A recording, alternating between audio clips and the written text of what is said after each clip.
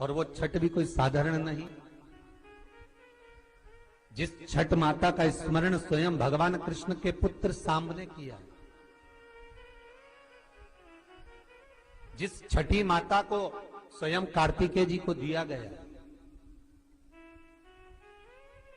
पूरा विश्व, हमारे बिहार साइड के जितने भगत लोग होते हैं आज से व्रत का क्रम प्रारंभ कर देते हैं। महाराज please like, share and subscribe the channel and press the bell icon for new notification of videos.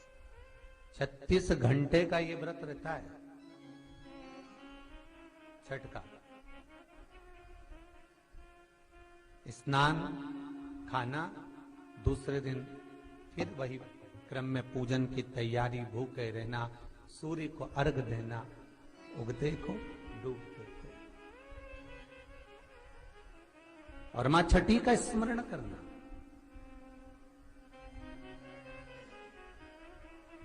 और ये कोई साधारण सा महीना नहीं है कार्तिक का महीना। जिस कार्तिक के महीने में माता लक्ष्मी का हम स्मरण कर रहे हैं, कार्तिक के महीने में गणेश का स्मरण कर रहे हैं, माता सरस्वती का स्मरण कर रहे हैं, भगवान शिव का स्मरण कर रहे हैं, ये वही कार्तिक का महीना है जिसमें भगवान शंकर और भगवान कृष्ण का, भगवान नारायण का मिलन हुआ था। अभी जो कार्तिक पूर्णिमा आएगी उसके एक दिन तेरे हरिहर मिलन आता है, वैकुंठ चतुर्दशी।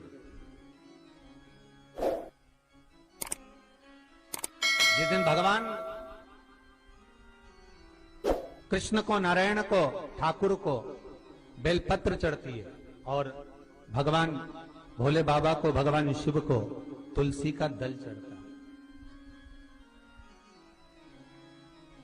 दोनों का मिलन हुआ था, हरिहर मिलन, वैकुंठ चतुर्दशी। और हमारे शिव महापुराण में इसका बड़ा महत्व है, क्योंकि संपूर्ण समय में, पूरे वर्ष भर में केवल एक दिन ऐसा होता है जिस दिन भगवान शंकर पर तुलसी का दल चढ़ता है।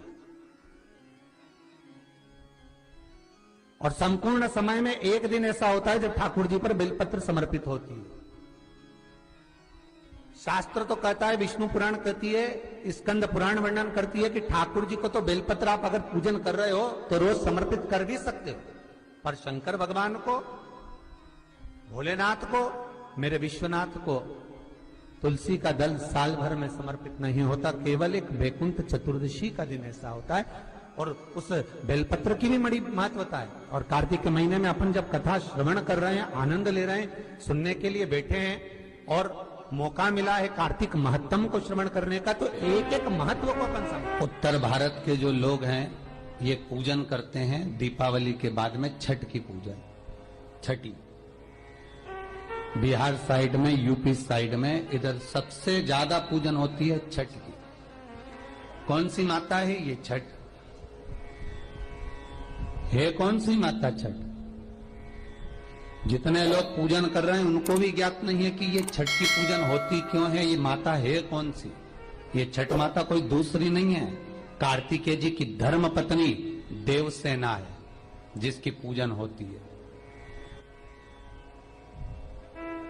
छठी के रूप में। उगता सूरज और डूबता सूरज का अर्घ होता है। सबसे पहली छठ पूजन किसने करी थी? भगवान कृष्ण के पुत्र सांब ने करी थी। सांब पुराण कहती है सबसे पहली छठ पूजन, क्योंकि सांब का शरीर बेकार हो गया था। भगवान कृष्ण की शरण में सांब पड़ गया, पिताजी आपने मुझे श्राप दिया है, क्योंकि गलत भाव हो गया था, गलत दृष्टि हो गई। भगवान कृष्ण के पास में जामवंती जी बैठी हुई थी तो सामने आकर कहा, पिताजी मुझसे गलती हो गई, बहुत बड़ी गलती, क्षमा कर दीजिए। भगवान कृष्ण ने कहा, तुम सूर्य की आराधना करो। सूर्य की आराधना करी तो सूर्य कहते हैं तुम इंद्र की पुत्री देवसेना की आराधना करो। और कार्तिकेय जी महाराज की धर्म पत्नी देवसेना की जब आराधना सांब ने करना प्रारंभ करी, सूर्य को उगते को और डूबते को जब नमन करना प्रारंभ करा, अर्घ देना प्रारंभ करा, जल में खड़े होकर सांब तप साधना में डूबा रहता सूर्य का स्मरण करता, देवसेना का स्मरण करता, तो देवसेना वहां प्रकट हुई। देवसेना ने कहा मैं भगवान की छठी कला हूं, मैं भगवान देवताओं की छठी कला हूं, इसलिए जगत में मैं छठी के नाम से पूजी जाऊंगी।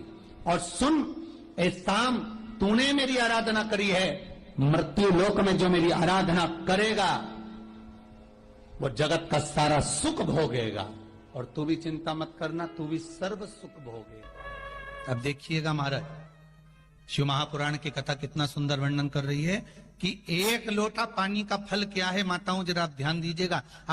कई लोग कहते हैं गुरुजी आप पुरुषों को तो कहते ही नहीं हो कि एक लोटा पानी चढ़ाओ, कि पुरुष लोग मंदिर जाएं, कि पुरुष लोग भगवान शंकर का आराधना करें, पूजन करें। मेरा आप सबसे निवेदन है, इस व्यासपीठ से हमने कभी ये नहीं कहा कि माताओं आप जल चढ़ाओ, कि पुरुष आप जल चढ़ाओ। हम तो निवेदन सबके लिए करते हैं कि आप सब मिलकर, गला पकड़ रहा है बाबू, आप सब मिलकर आप शिव की आराधना करिए, आप सब मिलकर भगवान शंकर का आराधना करें। एक लोटा पानी, चाहे पुरुष हो, चाहे स्त्री हो, चाहे बच्चे हो, चाहे युवान हो, चाहे बड़े हो, वो जल शिव को समर्पित करें, शंकर को जल समर्पित करो, शंकर को जल चढ़ाइए। उसका फल क्या है महाराज? शिव जी की कुछ चीजें बड़ी प्रिय है।